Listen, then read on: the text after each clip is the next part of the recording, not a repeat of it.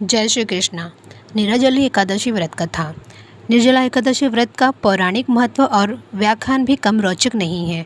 जब सर्वज्ञ देवव्यास ने पांडवों को चारों पुरुषार्थ, धर्म, अर्थ, काम और मोक्ष देने वाले एकादशी व्रत संकल्प कराया था, तब युधिष्ठिर ने कहा, जनार्दन, ज्येष्ठ मास के शुक्ल पक्ष में जो एकादशी पड़ती हो, कृपया उसका वर्णन कीजिए। भगवान श्री कृष्ण ने कहा, हे राजन, इसका वर्णन परम धर्मात्मा सत्यवती नंदन व्यास जी करेंगे, क्योंकि ये संपूर्ण शास्त्रों के तत्वज्ञ और वेदांगों के पारंगत विद्वान हैं। तब देव व्यास जी कहने लगे, कृष्ण पक्ष और शुक्ल पक्ष दोनों पक्षों की एकादशी में अन्न खाना वर्जित है। द्वादशी के दिन स्नान करके पवित्र हो और फूलों से भगवान केशव की पूजा करें। फिर नित्य कर्म समाप्त होने के पश्चात पहले ब्राह्मणों को भोजन देकर अंत में स्वयं भोजन करें। यह सुनकर भीमसेन बोले, परम बुद्धिमान पितामह, मेरी उत्तम बात सुनिए। राजा युधिष्ठिर, माता कुंती, द्रौपदी, अर्जुन, नकुल और सहदेव ये एकादशी को कभी भोजन नहीं करते तथा मुझसे भी हमेशा यही कहते हैं कि भीमसेन, एकादशी को तुम भी न खाया करो, परंतु मैं उन लोगों से यही कहता हूँ कि मुझसे भूख नहीं सही जाएगी। भीमसेन की बात सुनकर व्यास जी ने कहा, यदि तुम नरक को दूषित समझते हो और तुम्हें स्वर्गलोक की प्राप्ति अभिष्ट है और तो दोनों पक्षों की एकादशियों के दिन भोजन नहीं करना चाहिए।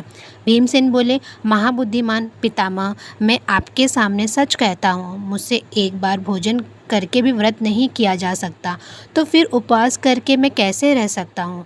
मेरे उदर में वृक्क नामक अग्नि सदा प्रज्वलित रहती है, अतः जब मैं बहुत अधिक खाता हूँ तभी यह शांत होती है। इसलिए महामुनि, मैं पूरे वर्ष भर में केवल एक ही उपवास कर सकता हूँ, जिससे स्वर्ग की प्राप्ति सुलभ हो तथा जिसके करने से मैं कल्याण का भागी हो सकूँ।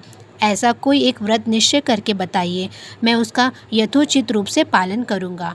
व्यास जी ने कहा, भीम, ज्येष्ठ मास में सूर्य वृषभ राशि पर हो या मिथुन राशि पर शुक्ल पक्ष में जो एकादशी हो, उसका यत्नपूर्वक निर्जल व्रत करो। केवल कुल्ला या आचमन करने के लिए मुख में जल डाल सकते हो, उसको छोड़कर किसी प्रकार का जल विद्वान पुरुष मुख में न डाले, अन्यथा व्रत भंग हो जाता है। एकादशी को सूर्योदय से लेकर दूसरे दिन के सूर्योदय तक मनुष्य जल का त्याग करे तो यह व्रत पूर्ण होता है। तदनंतर द्वादशी को प्रातः काल में स्नान करके ब्राह्मणों को विधिपूर्वक जल और सुवर्ण का दान करें। इस प्रकार सब कार्य पूरा करके जितेंद्रिय पुरुष महाब्राह्मणों के साथ भोजन करें।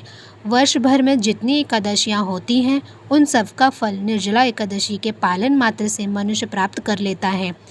इसमें तनिक भी कोई संदेह नहीं है। शंख, चक्र और गदा धारण करने वाले भगवान केशव ने मुझसे कहा था कि यदि मानव सब को छोड़कर एकमात्र मेरी शरण में आ जाए और एकादशी को निराहार रहे, वो सब पापों से छूट जाता है। एकादशी व्रत करने वाले पुरुष के पास विशालकाय, विकराल आकृति और काले रंग वाले दंड पाशधारी भयंकर यमदूत नहीं जाते। अंत्यकाल में पीताम्बरधारी, सौम्य स्वभाव वाले, हाथ में सुदर्शन धारण करने वाले और मन के समान वेगशाली विष्णुदूत आखिर इस वैष्णव पुरुष को भगवान विष्णु के धाम ले जाते हैं। अतः निर्जला एकादशी को पूर्ण यत्न करके उपवास और श्रीहरि का पूजन करो। स्त्री हो या पुरुष, यदि उसमें मेरू पर्वत के बराबर भी महान पाप किया हो तो वह सब इस एकादशी व्रत के प्रभाव से भस्म हो जाता है। जो मनुष्य उस दिन जल के नियम का पालन करता है, वह पुण्य का भागी होता है। उसे एक एक प्रहर में कोटि कोटि स्वर्ण मुद्रा दान करने का फल प्राप्त होता है। मनुष्य निर्जला एकादशी के दिन स्नान, दान, जप, होम आदि जो कुछ भी करता है, वो सब अक्षय होता है। ये भगवान श्री कृष्ण का कथन है। निर्जला एकादशी को विधि पूर्वक उत्तम रीति से उपवास कर मानव वैष्णव पद को प्राप्त कर लेता है। जो मनुष्य एकादशी के दिन अन्न खाता है, वह पाप का भोजन करता है। इस लोक में वह चंडाल के समान है और मरने पर दुर्गति को प्राप्त होता है।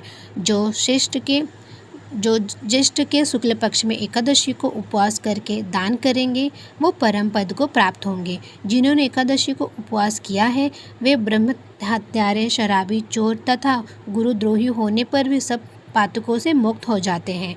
कुंती नंदन, निर्जला एकादशी के दिन श्रद्धालु स्त्री पुरुष के लिए जो विशेष दान और कर्तव्य विहित हैं, उन्हें सुनो। उस दिन जल में शयन करने वाले भगवान विष्णु का पूजन और जलमयी धेनु का दान करना चाहिए, अथवा प्रत्यक्ष धेनु और घृतमयी धेनु का दान उचित है। पर्याप्त दक्षिणा और भांति भांति के मिष्ठानों द्वारा यत्नपूर्वक ब्राह्मणों को संतुष्ट कराना चाहिए। ऐसा करने से ब्राह्मण अवश्य संतुष्ट होते हैं और उनके संतुष्ट होने पर श्रीहरि मोक्ष प्रदान करते हैं। जिन्होंने शम, दम और दान में प्रवृत्त हो श्रीहरि की पूजा और रात्रि में जागरण करते हुए इस निर्जला एकादशी का व्रत किया है, उन्होंने अपने साथ ही बीती हुई 100 पीढ़ियों को और आने वाली 100 पीढ़ियों को भगवान वासुदेव के परम धाम में पहुंचा दिया है। निर्जला एकादशी के दिन अन्न, वस्त्र, गौ, जल, शय्या, सुंदर आसन, मुंडल तथा छाता दान करने चाहिए। जो श्रेष्ठ तथा सुपात्र ब्राह्मण को जूता दान करता है वो सोने के विमान पर बैठकर स्वर्गलोक में प्रतिष्ठित होता है। जो इस एकादशी की महिमा को भक्तिपूर्वक सुनता अथवा उसका वर्णन करता है वह स्वर्गलोक में जाता है। चतुर्दशी युक्त अमावस्या को सूर्य ग्रहण के समय श्राद्ध करके मनुष्य जिस फल को प्राप्त करता है वह फल इसके श्रवण से भी प्राप्त होता है। पहले दंत धावन करके यह नियम लेना चाहिए कि मैं भगवान केशव की प्रसन्नता के लिए एकादशी को निराहार रहकर आचमन के सिवा दूसरे जल का भी त्याग करूंगा।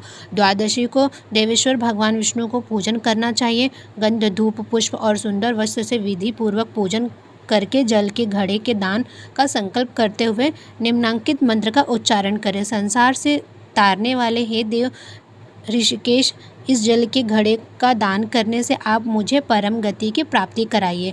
भीमसेन ज्येष्ठ मास में शुक्ल पक्ष की जो शुभ एकादशी होती है उसका निर्जल व्रत करना चाहिए। उस दिन श्रेष्ठ ब्राह्मणों को शक्कर के साथ जल के घड़े दान करने चाहिए।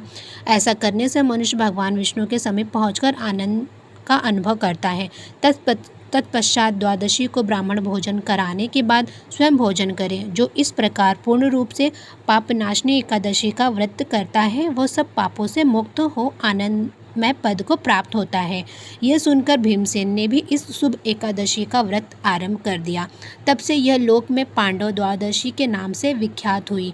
ज्येष्ठ शुक्ल पक्ष एकादशी के ही दिन भगवान श्री कृष्ण ने देवी रुक्मणी का हरण किया था, अतः यह एकादशी रुक्मणी हरण एकादशी के नाम से भी जानी जाती है।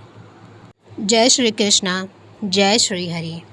ओम नमो भगवते वासुदेवाय।